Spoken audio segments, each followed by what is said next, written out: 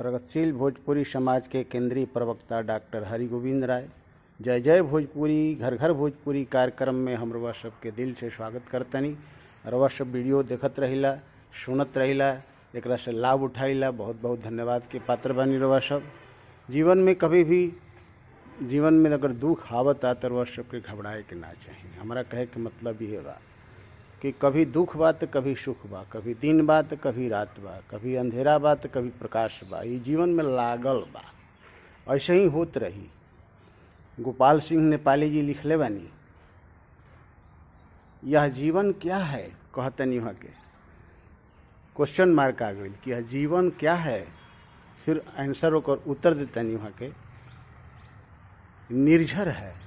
यानी जीवन निर्झर, निर्झर माने झरना, झरना की तरह ये जीवन बा। जैसे झरना बहता ओकर दूगो किनारा बा, दो किनारा बा तो कभी पानी जौन बा ओकर कहतनी वहाँ के वर्णन करतनी कि जीवन क्या है, निर्झर है, मस्ती ही इसका पानी है, सुख दुख के दोनों तीरों से चल रहा राह मनमानी है। जैसे दूगो किनारा बा झरना के, तो कबो पानी एक किनारा पर टकराता तो कभी वो किनारा पर टकराता। वही तेरी जीवन रूपी झरना ये बह रहल बा, यानी चल रहल बा। तो कबो जीवन में सुख आई, कबो जीवन में दुख आई। यानी दूगो किनारा जैसे झरना का बा, वही तरह दूगो अवसर हमनी के जीवन में भी आई। कबो दुख आई, कबो सुख आई। तक एकरा से घबराए के ना चाहिए। जैसे झरना के पानी कहतनी वहाँ के कि यह जीवन क्या है, निर्झर है, मस्ती ही इसका पानी है, सुख दुख के दोनों तीरों से चल रहा राह मनमानी है।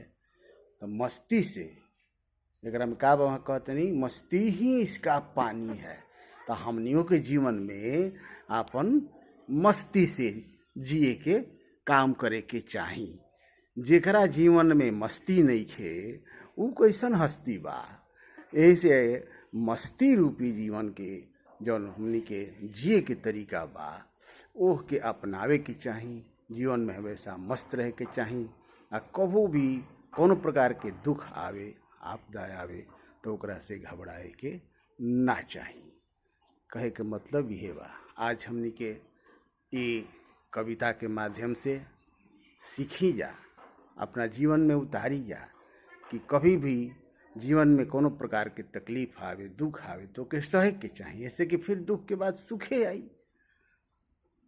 तो एकरा में वीडियो के माध्यम से हम रउआ सबके ये बतावल चाहतनी, कोशिश करतनी, प्रयास करतनी कि रउआ सब अपना जीवन में कभी घबराई मत।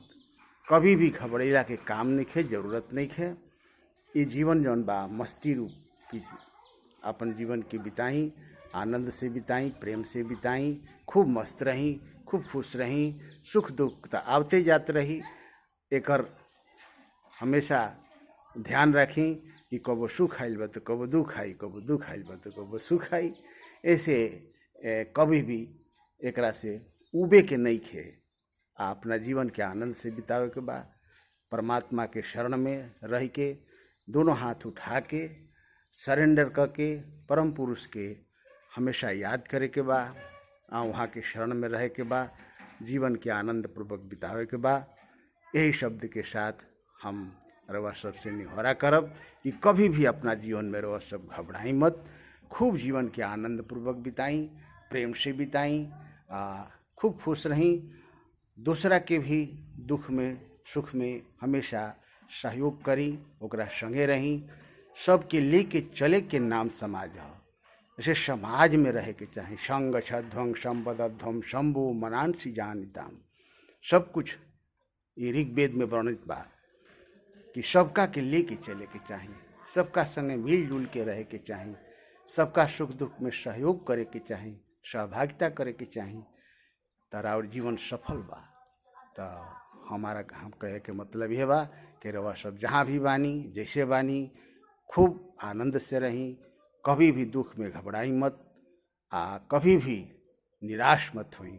अपना जीवन के खूब आनंद से बिताई, प्रेम से बिताई, खूब सुख से रहीं, खूब अपना अगल बगल के वातावरण के शुद्ध रखी, पवित्र रखी, अपना शरीर के भी शुद्ध रखी, पवित्र रखी। सुख दुख के तो आवते रही, ये कामे बा जीवन के। ऐसे रह सबको वो जीवन में अकुताई सभे मत, घबराई सभे मत, निराश हुई मत सभे। राउर काम जौन भी बा परमात्मा के कृपा से सफल हुई। भगवान पर भरोसा करी और अपना कर्म पर भरोसा करी।